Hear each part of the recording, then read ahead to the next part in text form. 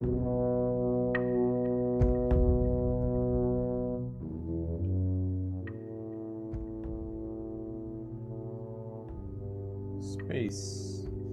the final frontier. These are the podcasts of the podcast Enterprise. Its only mission to explore story structures, to analyze our favorite characters and plot lines, to boldly talk about what everyone has seen before. Hello and welcome everyone to Podcast Enterprise, where we watch the Star Trek, the original series episodes, and dissect the story for story structure, for what we like and don't like, and do go deep dive into the analysis of the story itself. We are into the second season and the plot thickens. I am Bala Ramadurai, and with me I have my host Parvati Ramkumar. Hello, everyone, and welcome to the Chambers of Horrors today. It's very frightening. Yes, this is horror in space. Yes. Wolf in the fold. Yeah. Known by many names, but the official name is Wolf in the Fold. Mm, okay. Yeah, to me, it's So, always been the Chamber of Horrors. Yes. all right. Shall we have the summary? When this episode opens, you find Scott along with Kirk and Dr. McCoy on a planet called Argelius II. They are here for some sort of medical show leave for Scott. Apparently, he has been involved in an accident and he has a concussion. And this accident was apparently caused by something a female crew member aboard the Enterprise, something that she did cause this accident. And because of his concussion, Scott has been acting rather strange apparently, and he has this absolute resentment towards women.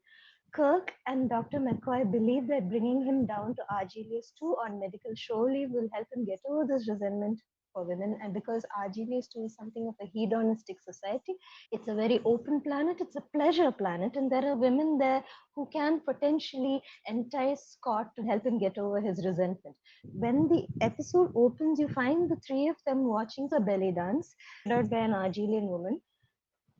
Because Scott is so enthralled by this Argelian woman, Kirk invites her to join them at the spot in this cafe. And she comes there, she talks to Scott. They decide to go for a walk in the misty outside. Then they hear a scream, something happens. And when Kirk and McCoy rush outside to see what's going on, they find that the Argelian woman is dead. She's stabbed multiple times, and there they find Scott leaning against the wall, half conscious, with a knife in his hand. So it looks like he has apparently carried out this murder. In the next act, you find that they are introduced to a certain Mr. Hengist, a chief city administrator, something like a detective and a police officer combined. For some strange reason, the Argelians do not have law enforcement officers of their own, so they have hired this alien from another planet called Rigel 4 to come and handle all their law related matters. Hengist is one of those characters from Rigel 4, and he has to investigate this murder. He has decided Scott is guilty, although he doesn't say it out loud. Scotty is not being cooperative because he does not remember half of what happened. He seems to have blanked out. After that, they come into contact with the prefect of the Argelian world, which is Prefect Jaris and his wife called Saibo. What Jaris suggests is that they invoke some sort of a telepathic right involving his wife, and this is something that the Argelians have been doing for many centuries or many millennia. She has the ability to communicate with people, and they decide to hold some sort of ritual so that they can figure out who has been killing these women. And this particular woman who is a dancer, it looks like Scott did it, and Kirk has to agree to it because there's no other way. Scott doesn't remember anything. All the evidence is pointing to him being the prime suspect. Hengist is completely annoying and he's not helping matters. And what happens is that while they are holding this psychic telepathic ritual, the lights go off, everything goes dark, there's a scream again, and then Cyber is murdered. And again, you find Scott holding her body, and it looks like he has killed her. And now the evidence is so strong against him that Kirk decides to take everyone back to the Enterprise and hold some sort of an inquest using the Enterprise's computers. That is the only way they can prove whether Scott actually did this or didn't do it. If you had left this to Hengist, Scott would have been subject to Argelian laws, which even Jarvis says is pretty brutal.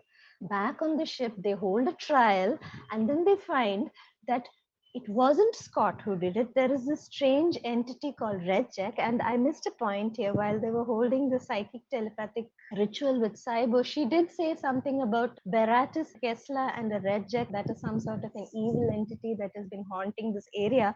When they get back to the Enterprise, they run the linguistic test to find out who Baratus, Kessler, and Red Jack are. They find that Red Jack is another name for Jack the Ripper, and Kirk pieces two and two together and finds out that the entity that has been killing all of these women is not Scotty. It feeds off fear and women in particular, because according to Fox logic, women are more prone to extreme emotion. But Hengist, who has been aboard the Enterprise as part of the inquest, starts behaving in a very peculiar way, and then they find out that he has been possessed by this Red Jack.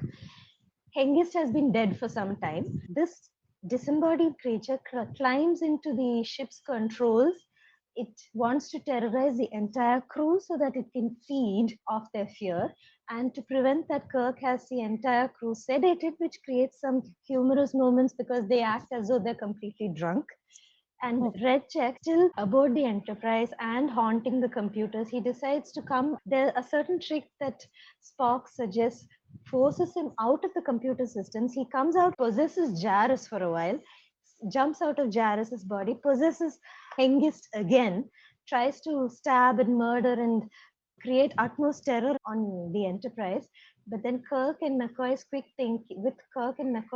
thinking, they managed to sedate the already dead and reanimated Hengist so that he goes into some sort of catatonic state, and then they teleport him out into deep space and leave him floating there so that this entity called Red Jack, he's just drifting across deep space. Apparently, it's also older than time, so they don't know for sure if it would die out, but they're hoping that it will, and that's how this episode ends. Back to you, Bala. I'll Yep. talk about the four-act structure. It starts with the teaser where we see Scott, McCoy, and Kirk. The entire scene is to basically open up the concept of the fact that, on the one hand, Scotty is injured from some kind of concussion, and there's some kind of resentment towards women because the reason for the concussion was a woman. So they think that this could be prescription for that. And the teaser also covers the second part of the rest of the episode, which is a murder where Scotty is implicated. So that's the end of the teaser, where we see that Scott has a murder weapon in his hand and can see that the woman is brutally murdered. First act starts off with more exploration, trying to find out all in all this. They try to use the psycho. First act introduces two more characters, which is Hengist, the law enforcing officer, and Jaris also makes an entry. So these two people represent the Argelian law, and they try to find out the truth. But at the end of the first act, Lieutenant Tracy is dead. Scotty is found unconscious near her dead body. Lieutenant Tracy is brutally murdered, very similar in pattern, modus operandi, as the first lady, the dancer from the planet. Second act starts with Scotty pleading that he doesn't remember anything. The phrase "I don't remember" was mentioned at least 7 or 8 times in the episode. If you had a Yes.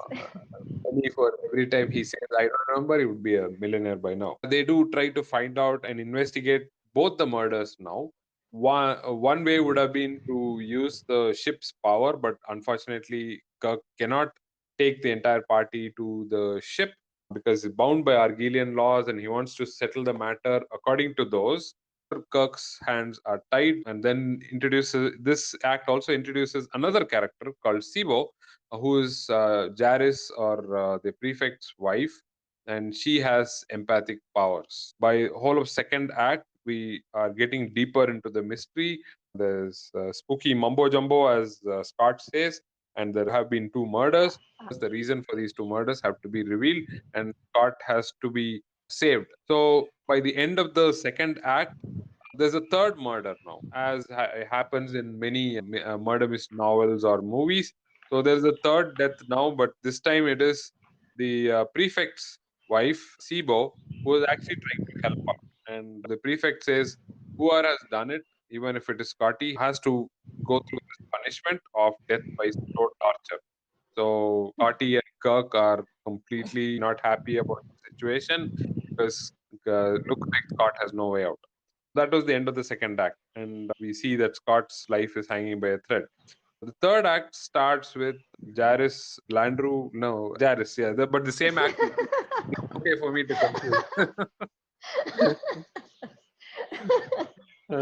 So Jairus agrees to go on board the Enterprise. Kirk has now said the truth is going to be found out through the ship's computers. They all go on board the Enterprise, and the proceedings start. So there's a investigation. We've seen this in the episode Court Martial. There's a round white color thing that people have to set their hand on, like a polygraph. So the computer can tell whether the person is lying or saying the truth. So Hmm. they do all that, try to quiz Scott, which who doesn't remember anything, and then it comes down to pure logic and reasoning by Kirk and Spock, supplemented by the others. The computer reminded me of ChatGPT because they did a lot of things that ChatGPT does these days. And then towards the end, we face the fact that Hengist, who has been an annoying pain in the rear, is actually truly a pain in the rear for every and he is the entity that we're looking for, not poor Scott. Yeah. So, and eventually they do corner and find out that it is both by pure conjecture and through hard evidence, which is the murder weapon, which is from Rigel 4. And so they put two Hmm. and two together and figure out the entity. And now Yeah. the entity escapes Hingis' body and now controls the computer, which means life support and the whole thing is under the control of the entity. So it's basically spelling doom for the Enterprise and everybody on board. That's how the third act ends, in a real cliffhanger. Even though they figured out who it is, they are under real terror. So the fourth act starts the entity doing a horror show on the system with the life support system going to conk off. Everybody is wondering what's going on. Sulu sums it up by saying that this is the first time a malfunction has threatened us. So that's what is going on in all over the Enterprise. Somehow Spock buys some time in between this all this confusion, and Spock seems to be in total control. And McCoy also figures out how to control people and not get scared of this thing, which is what the entity wants to do. So the fourth act is now trying to vanquish this entity.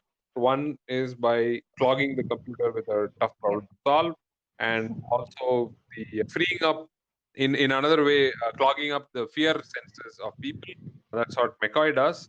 And so now Kirk is able to control the entity in Hengist's body, and they get rid of him at the end.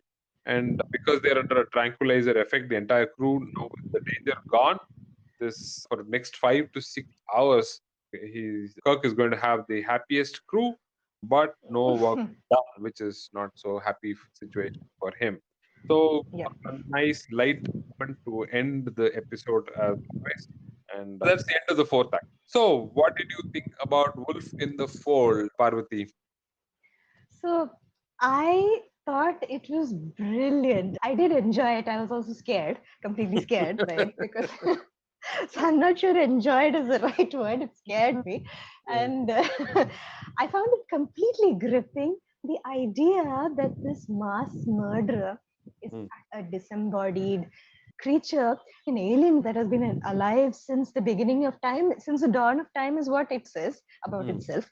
And mm, it's going around murdering people, feeding off fear, and laughing like an absolute maniac, and it reanimating bodies. I thought it was a very gripping and well told. I don't think I have encountered this kind of horror in a Star Trek episode, because this was just so it was so strange sitting through this, because you had just about everything. You had a murder mystery, you mm, had a court trial, you mm, have this weird, ghostly, screaming, laughing, hysterically possessing demonic creature. You have that also. One of the things I really liked is when it starts to haunt the computers, the only visual aspect of it that you get are these clashing colors on the screen. And mm, that was also quite frightening, because those colors and those swirls are so chaotic. This entity is completely unlike anything human, and it was very frightening. Hmm. Yeah, Yes. I totally agree with you. This story works even if you remove all the Star Trek key elements Yes. from it. If you had replaced Kirk with some other name and Spock with something else, it still works as a great standalone murder mystery slash horror genre movie or episode. That's the Yes. best part. I can easily refer this episode to a non-Trekkie and says, start here. Then you Yeah. slowly get into Exactly. other episodes. So it's really well made. The core idea, the execution, the pacing, you Yes. you you don't get, you never look at the time, you never are outside the screen at all. It's a tough one. Hmm. This is really Yes. tough. We have to write down notes, but if you're watching it, there's no way you're going to take your eyes off the screen.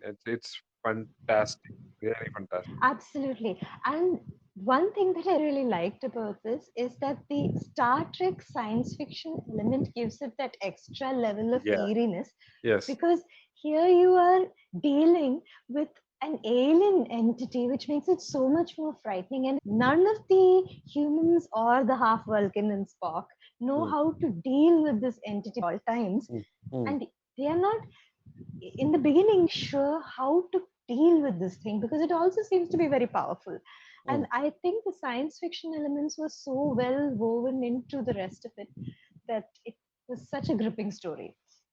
Yeah, till I think three 2/3 of the episode, there is no Yep. antagonist. I mean, this is like Yes. absolutely invisible entity that you don't even know who's doing it, what is doing it. In fact, you think who has done it is probably what it is. You Yep. really can't figure out anything, and then Yes. and then slowly through that investigation, you realize, oh boy, these guys are onto something, because what Hengist says actually mirrors what a rational human being would have said in that situation. Come on, you're Exactly. bringing fairy tales, ghosts, and goblins there. That's not true. That's not how the Exactly. world works, right?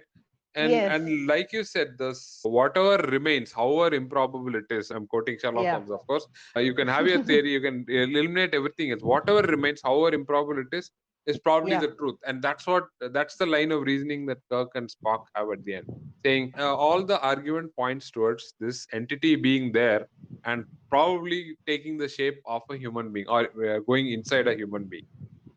Yes. And the thing is, with this episode, the blame is so strong on Scott, and he keeps repeating that he doesn't know and he doesn't remember. That you, as a viewer, also start suspecting him because you're so fed up of hearing that he doesn't remember. And Yeah. then you think, and he's not very convincing when he says that he doesn't remember it. It seems as though he might have done it, maybe, could be, but he doesn't remember. And it is so, it seems so obvious that you never would suspect that it's a alien Yeah. creature from somewhere far away that has all of these memories and this dramatic way of speaking. You would never guess it. No, you also start looking at it from Kirk's perspective, because he says, Yes. we know Scott. Scott is a good guy. He can't do such heinous things.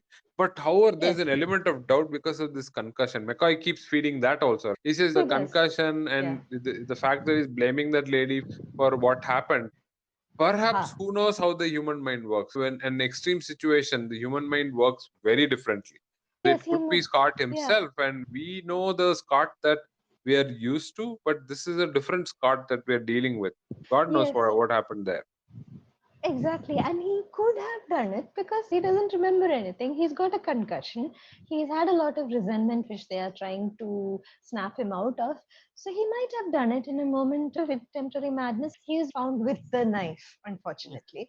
The entity, in addition to being old and kind of crazy and frightening, is also very, very cunning because it Hmm. found a weak spot in Scott, and it Hmm. decided to make full use of Scott and make him appear like a scapegoat so that it could continue feeding.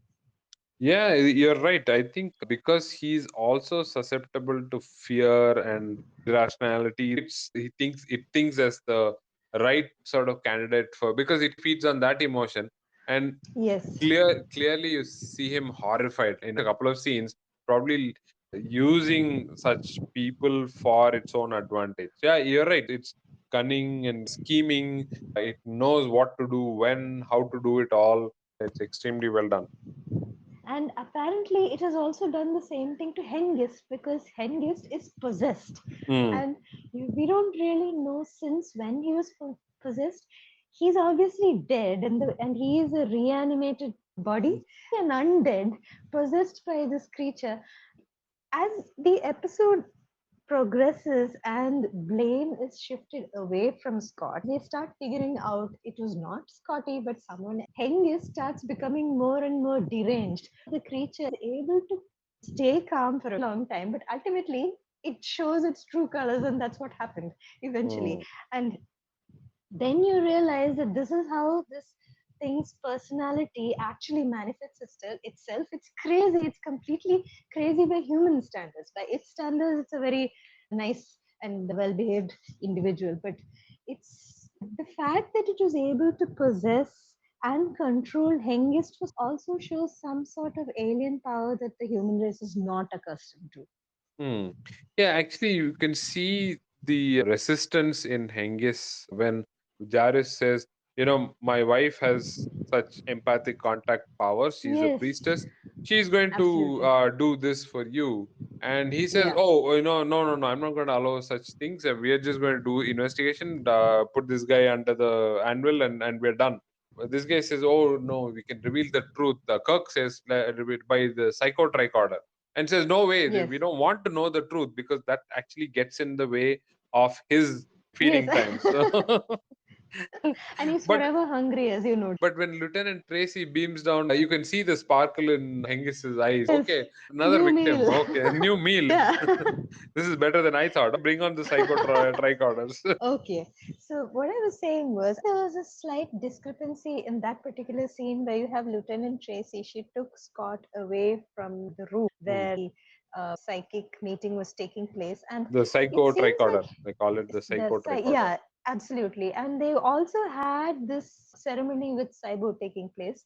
Ah. Was Hengist animated at that time, or was the body out of sight? I don't remember exactly because it seemed to me that Hengist was active while the entity was back here killing Lieutenant Tracy. So it's able to be in two places at once, it seems. This is my conjecture is that while he left the scene, he might have come back by the garden route. Yeah. Because Jaris says there are two ways to this room. One is Yes. where Tracy and Scotty went, and then there's the Uh-huh. garden route. McCoy doesn't know whether the lock was picked or not, and this is an entity, so perhaps it Yes. doesn't need locks, so it probably came through the other one. He does leave the True. scene. We don't Uh-huh. see him per se.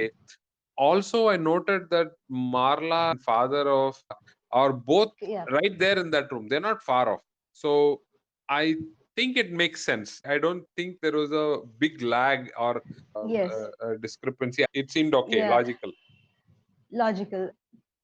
After the entity was revealed, I started wondering whether it can be in two places at once. And that scene after Hengist left the gate, he was accompanied by security. Hmm. He wasn't alone, so I would Oh. imagine that he was awake while the entity was also back here attacking Lieutenant Tracy. So it Hmm. seems that it does have the ability to be in two places at once, and at the same time, it is able to come back here and feed on its next female victim and frame Scott at the same time. So that is something that struck me, but they never explored in the subsequent scenes with this entity. It might have been a very slight oversight. It's probably nitpicking to even mention it, but still. Okay, but it added to the suspense and probably to keep our attention back to Scotty and nowhere else. So I think that's what Absolutely. it's that scene served the idea because Hengis is out of the scene. Now we know that it was Hengis who did it to remove that kind of attention. That's why that was there, the Tracy thing. Ah. So I Um, think Hengist was probably the current host for this entity, but they also say that they did not find any fingerprints on the murder weapon.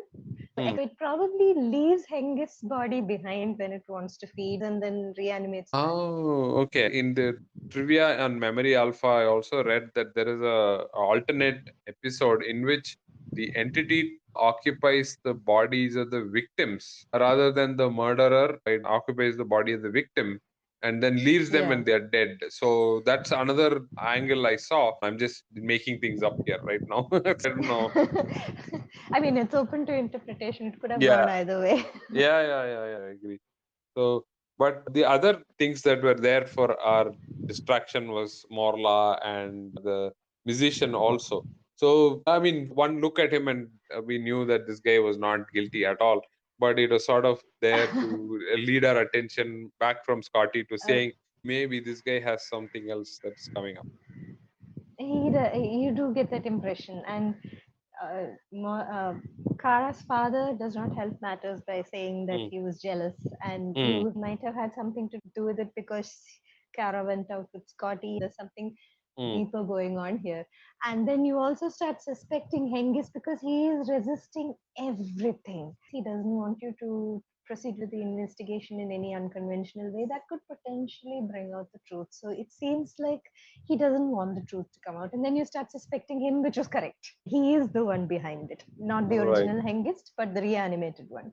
Okay. Yeah. So I was talking about the murder weapon being important also, apart from all the characters and suspicion. The murder weapon starts off by revealing that Scotty was probably the one who did it in the teaser itself. Mm. In this teaser, we see that the murder weapon is with Scotty and suspicion lands right on him. Yes. In the first act, the murder weapon is missing, and we see that Tracy is murdered with the weapon also. So that's Mm. also important in this case. So we do that. And later, when we find in second act, we find that Sibo is murdered. Now the weapon has come Ah. back and she is dead. To seal the deal, at the end of the third act, we see the murder weapon analysis. We realize this is from Rigel 4. It's important all through and nails the case at the end. Yes, and you also find that this Reject entities is very fond of knives and stabbing women multiple times and seems to get some sort of thrill out of doing it. It keeps on stabbing its victims, and I'm not sure why it would enjoy such a messy meal. I assume that since it has the ability to possess beings, I think it could just possess them and feed off the fear, but it doesn't do that. It must make it as messy as possible and frame someone else for it. Okay. Maybe it increases the anxiety level of everyone involved. So, because the pleasure planet is so chilled out and nobody really has any fear, this case suddenly has raked up a lot of emotions in all the people. So, even Jaris, Yeah. who's relatively calm, Mm. he gets when he talks about the spaceport being closed, he thinks about all sorts of extreme situations, Mm. and even finally his wife's presence probably calms him down again, but she's dead and he's again now. But we can see that one of the motivation for the creature to keep going, making this a bigger deal than what it really is, so that all those emotions for everybody, it can probably take it from there. So, yeah, one thing I noticed about Jairus is that he does get perturbed, but he's also remarkably composed. Argelius is a pleasure planet, and their language is love, apparently, and they don't have conflicts there. The entity thought it could whip up a frenzy over there by causing a few murders, but it might have underestimated the Argelians because they are not reacting as violently or as animatedly as it would have liked. Mm, Even Jairus, when his wife Sabo is killed, he doesn't really resort to hysteria or a total emotional breakdown. He is upset, mm, but he is way too controlled for someone who just lost his wife.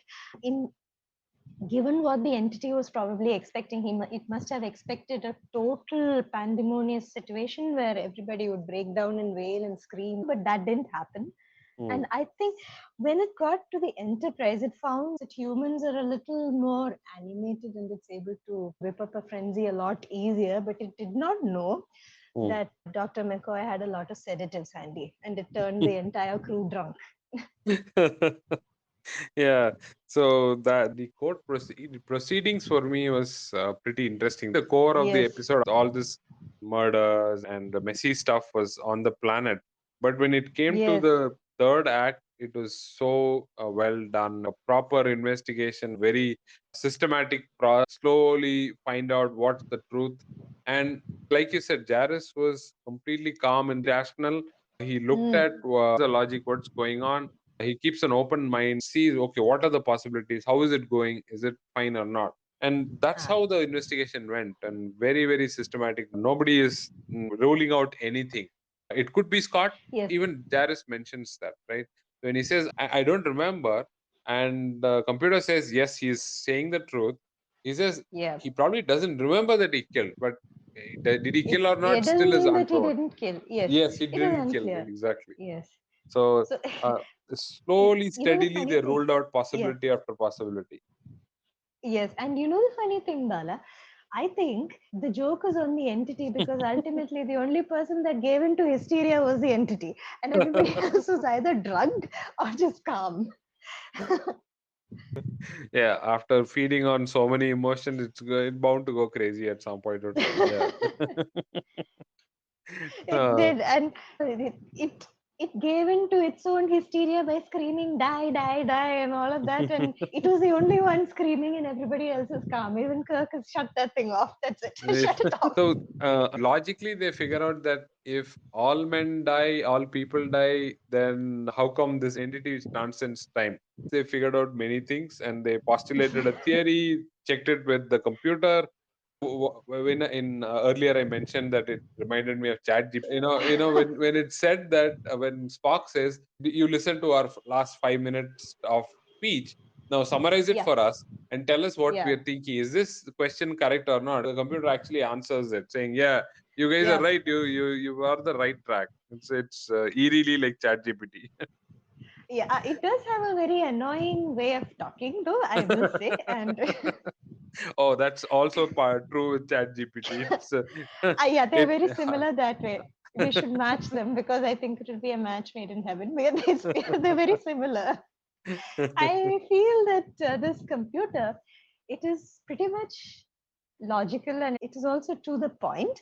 Hmm. But at the same time, it has this very annoying way of saying working, and it kind of say, and it speaks in this kind of shouting monotone, if that makes sense. And it's a little difficult to sit through what she it is saying. It is quite a problem. Yeah. Then Yeah. at the end, they like Jack the Ripper and few other data Yes. points.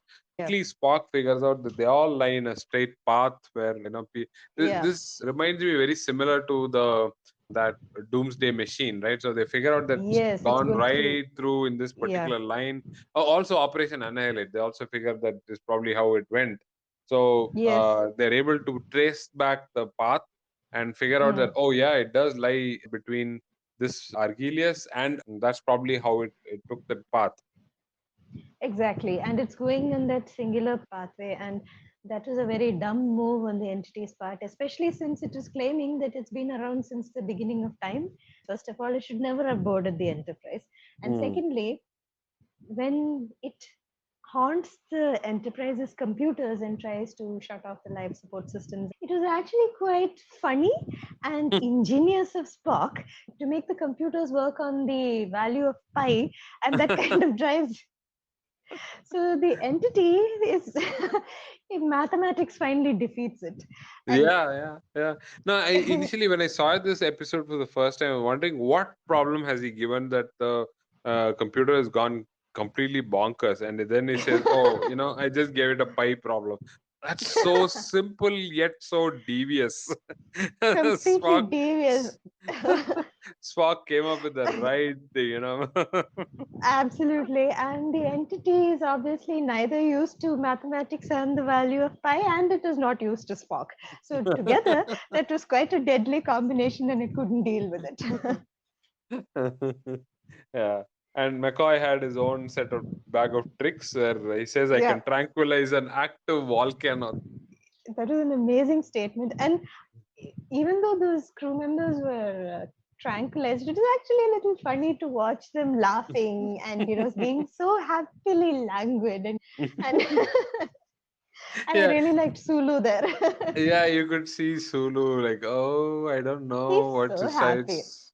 Yeah. He's so happy and he's saying, "Oh, he sure talks gloomy." Wait. And I can see the engineer chatting away, the nurse also, Yeah. and And everybody's they're so all just sitting. happy. Yeah, they're also trigger happy, and this entity is starving out of its mind because there's nothing to feed on. Yeah, yes, two choices. Either go back to the computer calculating the value of pi minus, or these people are doing nothing. A real bad situation. Bad situation, and what it must have been so confusing for it, because here it is death, threatening death and screaming and laughing hysterically and creating multicolored lights on the screens, and absolutely nothing. How extraordinarily frustrating for it, especially since it is hungry. So it gets into Jairus's body, and Spock Briefly, uses the nerve pinch. Then it jumps to Hengist's body, right? it jumps back into Hengist and reanimates him again and Mm. attempts to attack, but they had the tranquilizer ready, and this thing is not used to tranquilization. So they were able So, to knock it out mm, yeah. and put it out into deep space, which they don't really know if it will die. Suppose it goes into some sort of hibernation, and then the next ship that picks it up will have a real problem. Yeah, it says widest dispersion. So it's Yes. so widespread that it's probably will Yeah. take a lot of time to It'll come take a lot of together, time. or without food in such deep space, you probably should die a slow death anyway. Or maybe it will learn some manners finally and behave itself into a good, well behaved little alien disembodied creature. Who knows? You never know with things like this. All right. So that brought us to that last part where you get Kirk talks about the happiest crew that I have, but I don't get Oh, any yes. work done. And I found it absolutely amazing that he tried to sell this place with those special women to Spock. Looked completely blank, and it was, You're like, what and are you talking about? What am I yes, going to do? and what are you talking about? Are you telling me this? This is also illogical, and I shall stand here stony faced. It was so funny. And And then, yeah, you yeah, see McCoy and Scott. Let's go, let's go. Oh, in your drunk state? No way, no way. I know they can barely stand straight and they're grinning from ear to ear, and they say, "Yes, let's go. There are women there." And Kirk had the good sense to not take the confined to quarters. If Kirk had taken those two back there, I'm sure the entity would have reformed, and now, oh, mine stands again. If he had taken those two back there, I'm Yeah. sure they would have had to suffer slow torture, as Jairus had said would. And in their tranquilized state, who knows what's going to happen? Well, in the teaser, that Scott has that stupid smile throughout that. Yes, he does. He looks even stupider. So it would be total disaster. I know, And yeah, I'm pretty sure the mayhem and chaos that followed would have been absolutely stupendous. yeah. All right. So, can we talk about our likes and dislikes Oh, this yes. Yeah. Yes, Parvati, go on. So I like this entire episode. The fact that they played up this alien entity that feeds on it was so alien that they couldn't figure it out until many people had died, and you still don't really know how it would react to what you're doing. And Scott, with his sheer logic, manages to sort of corner it and drive it out of the computer. I liked all of those scenes, and I thought it Mm. was very frightening. It was very chilling, and the entity, the way it talks, the way it expresses itself, it's completely deranged, and at the same time, it shows a lot of intelligence, which is a very difficult balance to achieve. And I thought that was extremely well done. I also enjoyed the fact that Scotty was behaving in such a frustrating way. He's not sure, and he constantly says he doesn't remember. That was probably one of the most repeated lines in this episode, and it was very well done because you also start suspecting him. I also like that they gave McCoy a chance to say he's dead, she's dead, they're all dead a lot more times than you would usually see in a Star Trek episode. Likes, actually, Mm. I really enjoyed this, and I thought it was very well paced and very well executed. What about you? I thought it was one of the best murder mystery stories that I've seen on TV. And of course, it's on the Star Trek sort of backdrop. So I really enjoyed that whole thing. The investigation, the systematic process was superb. For me, what I also noted was the personal stakes. Kirk has this conflict between a personal stake, which is Scotty is his best friend. He knows that he's an innocent man, but circumstances can push this guy to do certain things. So that part versus the fact that he has to respect local laws and he can't just force his way into it because he's Starfleet or he's a commander of a starship. He handled that whole thing very delicately. That's something that I really appreciated in this part. The nice weaving of history that we know, unsolved mysteries that we know, to fictional stuff. The arc that they built was very exciting. Things like Jack the Ripper, which was not very well explained in the past, but here this is our alternate explanation kind of a thing. So that I really like that idea itself in this. Like what you said, dislikes, I don't have anything except that it gets over very fast every time I see this episode. It gets over really fast. That's the only complaint I have about this episode. All right. So that brings us to the last question, hypothetical question. What if the screenwriter were to appear on our podcast? What would you ask them to change in this episode?